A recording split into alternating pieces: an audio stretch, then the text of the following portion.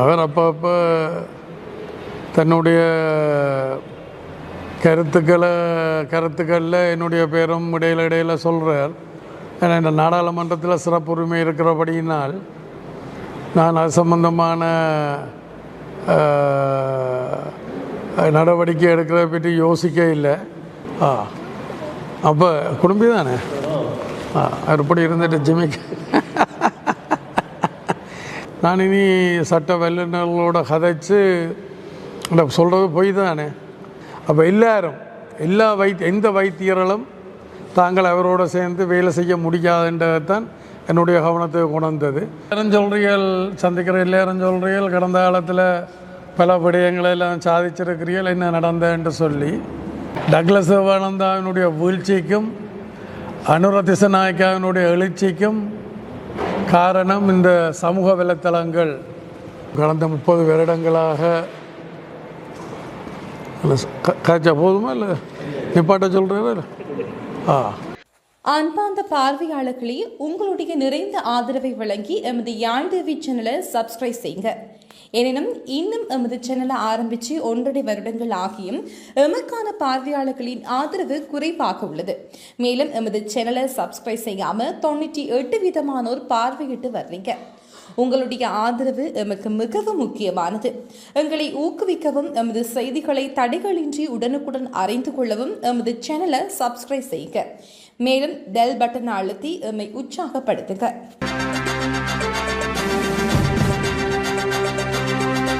எல்லாரும் சொல்கிறீர்கள், சந்திக்கிற எல்லாரும் சொல்கிறீர்கள் கடந்த காலத்தில் பல விடயங்களெல்லாம் சாதிச்சிருக்கிறீர்கள் என்ன நடந்தேன்னு சொல்லி. நான் இன்றைக்கு எங்களோட கட்சி கூட்டம் தேசிய மாநாடு நடத்துகிற சம்பந்தமான ஒரு கட்சி முக்கியஸ்தர்களோடு இன்றைக்கு ஒரு கலந்துரையாடல் நடைபெற்றது. அதில் நான் அவர்கிட்ட கேட்டுக்கொண்ட நான் முதல் அதாவது ஒரு பிரச்சனைக்கு அகம் புறமன்று இருக்கும். முதல் உள்ளுக்கு என்ன குறைபாடுகள் எங்கள் மத்தியில் என்ன குறைபாடுகள் இருந்தது. ஏன்னா கடந்த காலத்தில் பல சவால்களுக்கு மத்தியில் நாங்கள் தொடர்ச்சியாக நாடாளுமன்றம் சென்று வந்த நாங்கள். ஆனால் இந்த முறை அந்த நிலைமை எங்களுக்கு வேற இல்லை. ஆனால் உள்ளுக்கு என்ன நிலைமைகள் என்றதை பார்ப்போம் என்றதை நான் சொல்லி வந்தேன். அதை விட நான் சமீபத்தில் ஒரு தொலைக்காட்சி என்ன பேர் அதுக்கு முதல் ஆதவன் தொலைக்காட்சியினுடைய ஒரு பேட்டியில் இந்த கேள்வி எழுப்பின போது நான் அதில் சொன்னேன், டக்ளஸ் தேவானந்தாவினுடைய வீழ்ச்சிக்கும் அனுர திசாநாயக்காவினுடைய எழுச்சிக்கும் காரணம் இந்த சமூக வலைத்தளங்கள் என்று ஒரு கருத்தை சொன்னேன். மனப்படியினால் இந்த சமூக வலைத்தளங்களுக்கு ஊடாக பல தவறான செய்திகள் மக்கள் மத்தியில் பரப்பப்பட்டிருக்குது. அதில் ஒன்று இந்த விண்ணன் என்ற பெயரில் வந்த செய்தி. உங்களுக்கு தெரியும், விண்ணன் என்ற பெயரில் வந்த செய்தி எப்படிப்பட்டவர் என்று சொல்லி. அப்போ அவருக்கும் எனக்கும் என்ன முரண்பாடு? அவருடைய சட்டவிரோத சமூக விரோத செயல்களுக்கு நான் ஒத்துழைக்க இல்லை. அதுக்கு உதாரணத்துக்கு கொண்டு சொல்லலாம். உங்களுக்கு அந்த நாவல்குழியில் அந்த ஜால் வளைவு இருக்குது. அந்த வளைவுக்கு பக்கத்தில் இருக்கக்கூடிய அந்த பள்ளத்தை நிரப்பி அவர் ஒரு பெட்ரோல் ஷெட் ஒன்று அமைக்கிறதுக்கு முயற்சி எடுத்தவர். அப்போ அந்த பிரதேசத்தில் இருக்கக்கூடிய மக்கள், விவசாய அமைப்புகள் எல்லாம் எதிர்ப்பு தெரிவித்தவர். அந்த இடம் நிரப்பப்பட்டால் அதில் இந்த பெட்ரோல் நிரப்பு நிலையம் பெருமாக இருந்தால் வெள்ளம் மழை காலங்களில் தங்களோட வீடுகளுக்குள்ள வயல்களுக்குள்ள வெள்ளம் வரும். ஆனபடியினால் தயவு செய்து அதை கொடுக்க வேண்டாம். அப்போ இவர் என்னுடைய நண்பர், எனக்கு ஆதரவாக இருக்கிறார்ன்றதுக்காண்டி தவறான இதுக்கு நான் இடம் கொடுக்க போகிறதில்லை. நான் இந்த A9 ரோட் இந்த பிரச்சனை வந்த பிறகு அவர்களோடு இருக்கக்கூடிய தொடர்புகளை நான் கையை விட்டாச்சுது. நான் இப்போ நீதிமன்றம் செல்ல இருக்கின்றேன் என்று ஏற்கனவே சொல்லியிருக்கின்றேன். அப்போ இந்த விண்ணன் என்பவரோடு நான் வர்த்தக நடவடிக்கைகள், கட்சிக்கு நிதி தேவை என்ற வகையில் வர்த்தக நடவடிக்கையில் ஈடுபட்டிருந்த நான் அதில் அவர் முறைகேடாக ஒரு விடயத்தில் நடந்தபடியினால் நான் அவரை அதிலிருந்து விலத்தி விட்டேன். அப்புறம் அதுக்கு பிறகு இந்த கஸ்தூரியார் கடத்தொகுதி சம்பந்தமான பிரச்சனை அவருக்கு தான் அதை கொடுத்திருந்தான். அப்புறம் அவர் இந்த மகேஸ்வரன் கொலை சம்பந்தமாகவும் நிதி மோசடி சம்பந்தமாகவும் சிஐடியினரால் கைது செய்யப்பட்டவர். நான் அதுக்கு பிறகு நான் வேறொரு நபர்கிட்ட அந்த திட்டம் முன்னெடுக்கப்பட வேணுமென்றதுக்காண்டி வேறொரு நபர் கூடாக அதை நான் முன்னெடுத்தினேன்.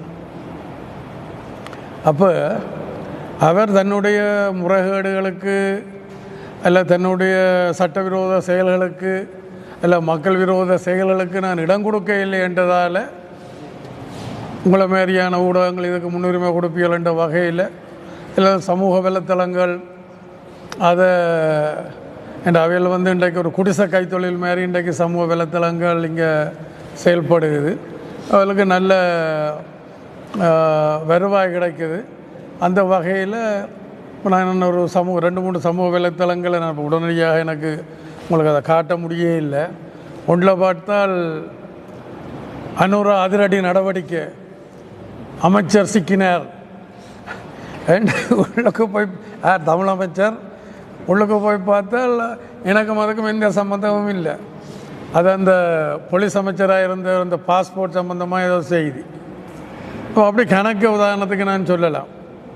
சரி, என்னுடைய பேரால் நம்முடைய ஆக்களுக்கு ஒரு வருவாய் கிடைக்குது தானே, ஒரு வாழ்வாதாரம் இதாக இருக்குன்ட்டு நான் அதில் கண்டுகொள்ள இல்லை. இல்லை, கடந்த காலத்தில் எவ்வளோ சேறுகள் எல்லாம் பூசப்பட்டது. நான் அதுகளை முகம் கொடுத்து வந்தேன் தான். அப்படியால் நான் தவறென்று சொல்லி யாராவது நிரூபித்தால் நான் அதுக்கு வெளிப்படையாக மன்னிப்பு கேட்கறது மாத்திரமல்ல, அதுக்கு பரிகாரம் காண்றது தான் என்னுடைய இது. இப்போ கிட்டத்தட்ட பொன்னியன் என்று சொல்லி பொன்னியனும் ஒரு இது 2-3ஆம் தரம் பேட்டிகள் கொடுத்துருக்கிறார்.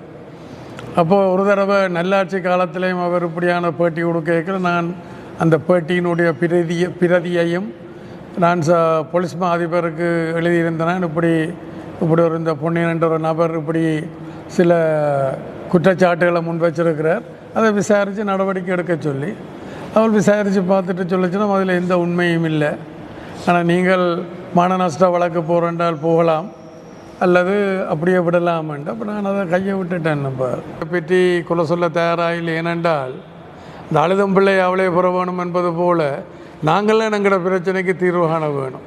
சர்வதேசமோ இந்தியாவோ தென்னிலங்கை அரசாங்கம் கூட இல்லை, நாங்களாம் அதை சரியாக முன்னெடுக்க வேணும். அதுக்கு தான் நான் மக்கள்கிட்ட கேட்டேன், எனக்கு போதிய அளவு வாக்குகளையும் போதிய ஆசனங்களையும் கொடுத்தால் என்னால் 2-3 வருஷத்துக்குள்ளே தீர்க்க முடியும் என்று சொல்லி மக்கள் உங்களுக்கு தெரியும் என்ன தீர்ப்பை கொடுத்துருக்கணுமெண்டு. அது சரியாக பிள்ளையாண்டது காலம்தான் தீர்மானிக்கும். இந்த மாத்திரமில்லை, அவர்களுக்கு ரொம்ப அவர்களுடைய வாக்குகள்லையும் கணிசமான அளவு குறைஞ்சிருக்குது. பட் அதே நேரத்தில் கணவர் வாக்களிப்புலையும் கலந்து கொள்ளவும் இல்லை, அந்த ஒரு இதுவும் இருக்குது.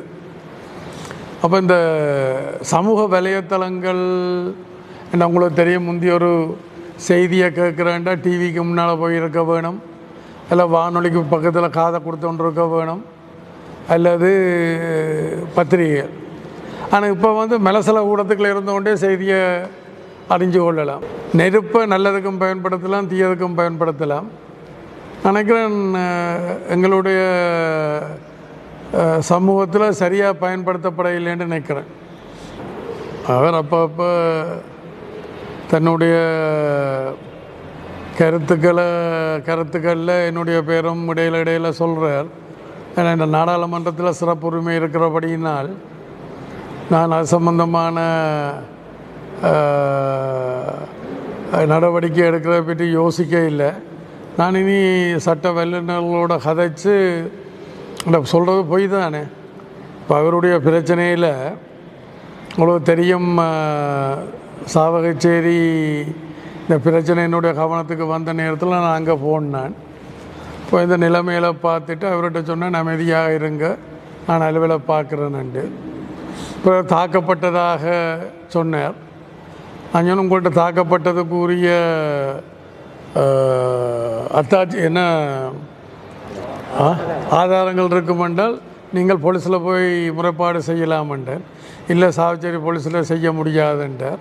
அப்போ நான் சொன்னேன், போலீஸ் அதிபரோட கதைச்சு அவர் இருக்கிற கொழும்பில் இருக்கிற இந்த இடம் வெளிக்கடை போலீஸில் கதைச்சு அந்த ஓய்ஸோட கதைச்சு அங்கே போய் முறைப்பாடு செய்ய சொன்னேன். நான் செய்கிறேன்னு சொன்னார், செய்ய இல்லை. அதே நேரத்தில் அவரை திருப்பி அங்கே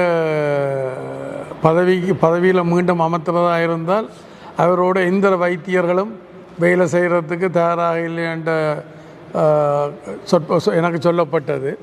அப்படின்னா அவர்கிட்ட கேட்டேன், உங்களோட எத்தனை பேர் வேலை செய்யணுமென்றால் 18 19 பேருன்னு சொன்னார். ஒரு ஆள்கிட்ட பேரையும் நம்பரையும் தாங்க நான் கதைக்கிறேன் என்றேன். 2 பேரும் எனக்கு தெரியல. அப்போ எந்த வைத்தியர்களும் தாங்கள் அவரோடு சேர்ந்து வேலை செய்ய முடியாதுன்றதான் என்னுடைய கவனத்தை கொண்டது. விசேடமாக இந்த GMOA, அதாவது அரச வைத்திய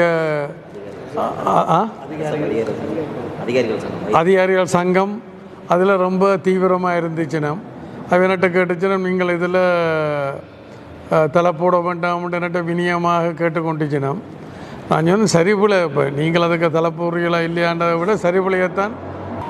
அப்போ யாரும் அவரோட வேலை செய்கிறதுக்கு தயாராக இல்லைன்ற நிலையில் இருக்கல. அப்போ நான் என்னண்டு அந்த பிரச்சனையை தீர்க்கிறது? அப்போ நான் அவர்கிட்ட கேட்டால் பொறுமையாக இருந்து கொள்ளுங்க, பார்க்கலாமன்றதான் சொன்னது. தற்போது வடக்கு மாநில முதலமைச்சராக தனக்கு இது இருப்பதாக சொல்லி அது மக்கள் நான் தீர்மானிக்க, ஒவ்வொருவரும் சொல்லிட்டு போகலாம். முன்னாள் விக்ரேஸ்வரன் ஐயான்னு சொன்னவர் வந்தார் போனார். வேறு ஆக்களும் பலரும் சொன்னவர் இப்போ இவரும் சொல்கிறார். அது மக்கள்லாம் தீர்மானிக்க வேணும். அது எனக்கு நேரம் அந்த தேதி உடனடியாக ஞாபகம் இல்லாவிட்டாலும் அக்டோபர் மாதம் 29ஆம் தேதி இலங்கை அரசும் அனுர அரசும் மோடி அரசும் இது சம்பந்தமான ஒரு கலந்துரையாடல் நடத்த இருக்கணும் என்ற ஒரு தகவல் என கிடைச்ச உடனே தான் நான் அவசரமாக அனுரா ஜனாதிபதியை சந்திக்க நான் முயற்சி பண்ணினேன். இந்த பிரச்சனை சம்பந்தமாக எங்களுடைய நிலப்பாடு, என்னுடைய அனுபவம் என்னன்றதை நான் அவருக்கு விளங்கப்படுத்தினது. அது 100க்கு 200% அதை ஏற்றுக்கொண்ட மாதிரி கதைச்சார். ஆனால் இப்போ மனிதாயமான அடிப்படையில் அதை கையாளுறன்ற ஒரு இணக்கப்பாட்டை தான் 2 நாட்டு தலைவர்களும் வெளிப்படுத்தி இருக்கணும். அப்போ அந்த மனிதாயமானம் என்பது என்ற மனிதாயமானம் எல்லைக்குள்ளே இலங்கை கடற்பரப்புக்குள்ளே எல்லை தாண்டி சட்டவிரோதமாக வந்து சட்டவிரோத தொழில்களில் ஈடுபட்டு வளங்கள் அளிக்கலாம், அவர்களை கைது செய்யக்கூடாது. இதுதான் மனிதாபிமானமா என்றதுதான் என்னுடைய கேள்வி. இப்போ அதுக்கு இடம் கொடுக்க முடியாது. நான் ஆட்சியில் இருக்கலாம், ஆட்சியில் இல்லாமல் இருக்கலாம், அதுக்கு இடம் கொடுக்க முடியாதுன்றது தான்.